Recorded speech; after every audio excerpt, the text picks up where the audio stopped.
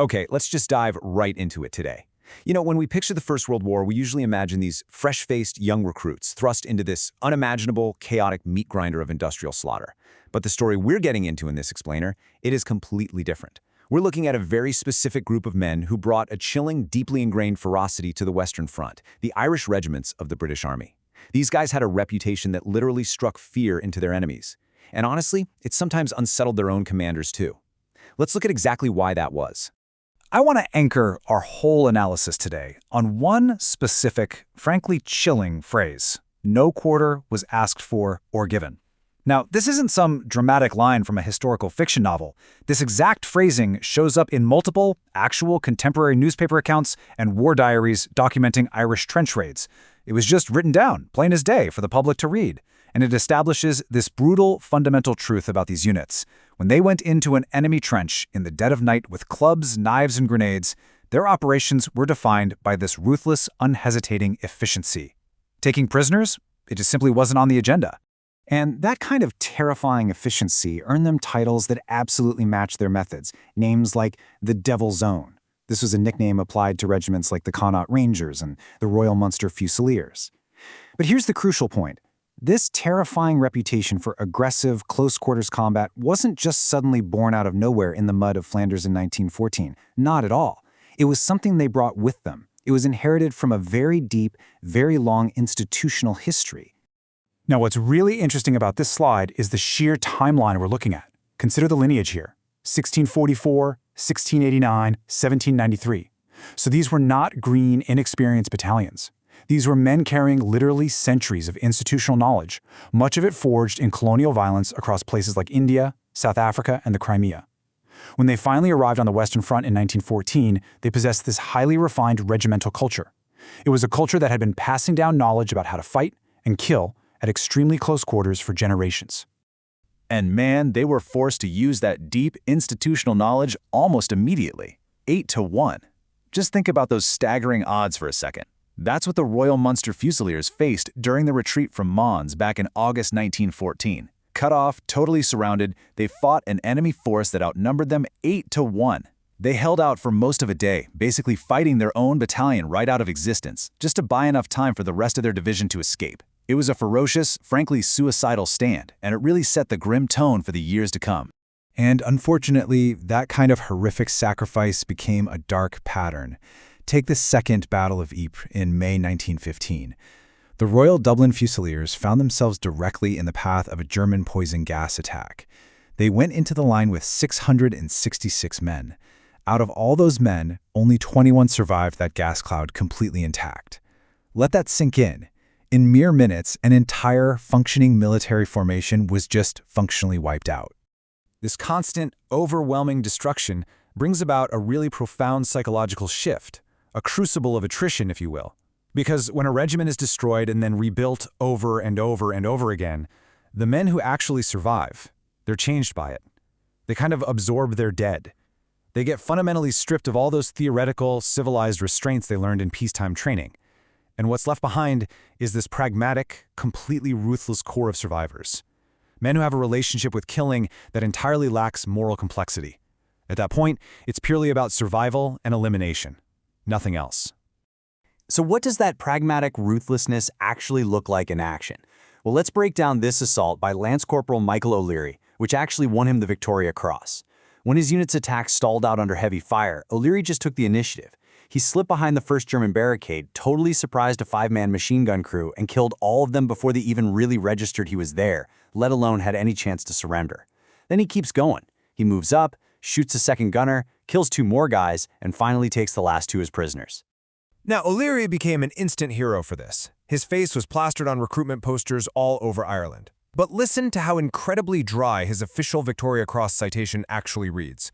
Lance Corporal O'Leary thus practically captured the enemy's position by himself. Notice how wild of an understatement that is? That super dry military language completely covers up the unhesitating, terrifying precision it takes for one guy to outflank and execute an entire machine gun crew without giving them even a fraction of a second to surrender. I mean, it was exactly what the tactical situation required, but we can't deny it was incredibly brutal. And the story builds in massive complexity right about here, because these men were actually fighting 2 wars at once.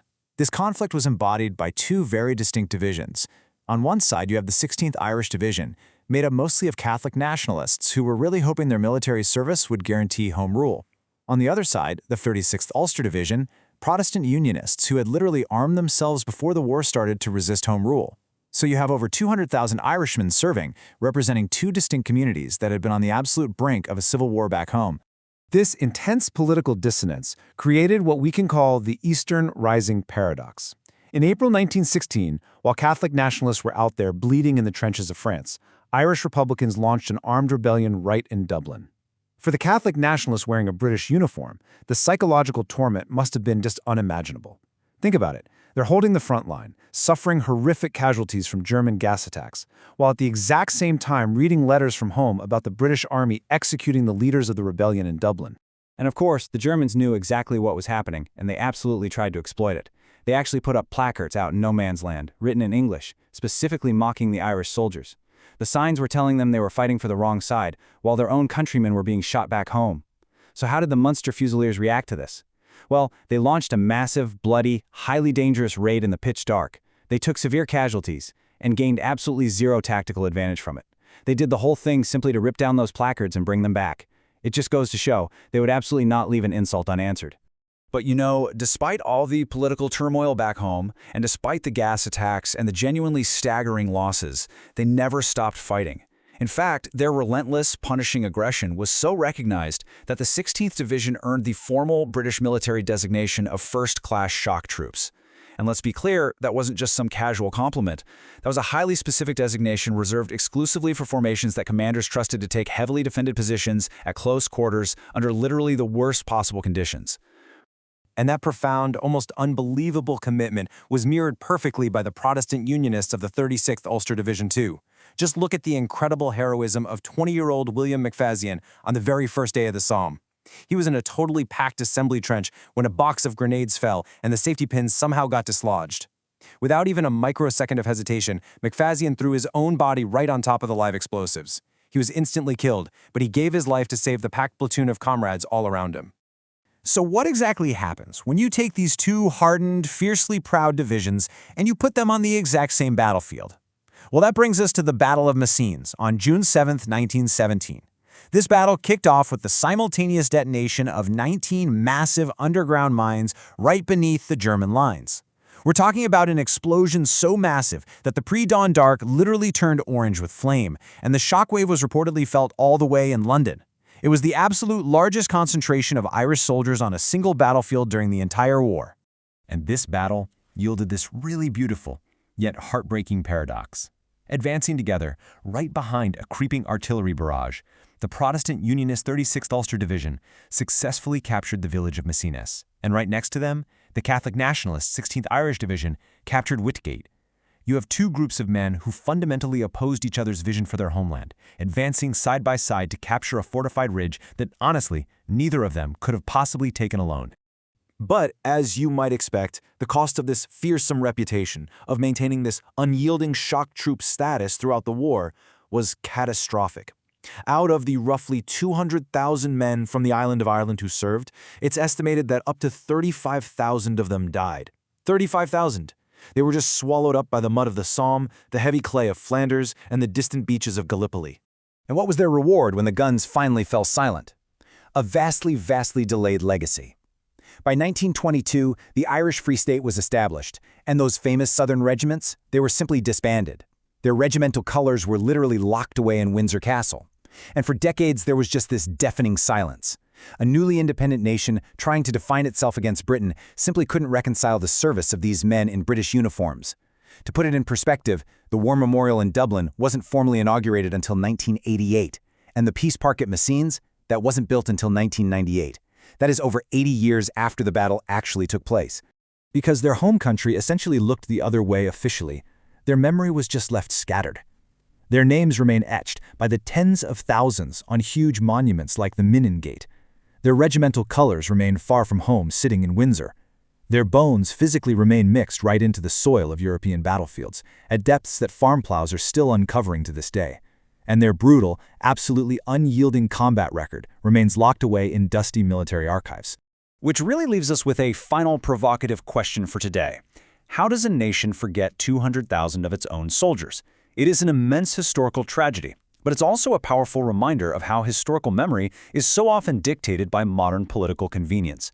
The complex, messy politics of their era effectively erase the legacy of some of the most fearsome, effective men to ever set foot on the Western Front. Men who fought in the pitch dark, who never asked for quarter, and who certainly never gave it.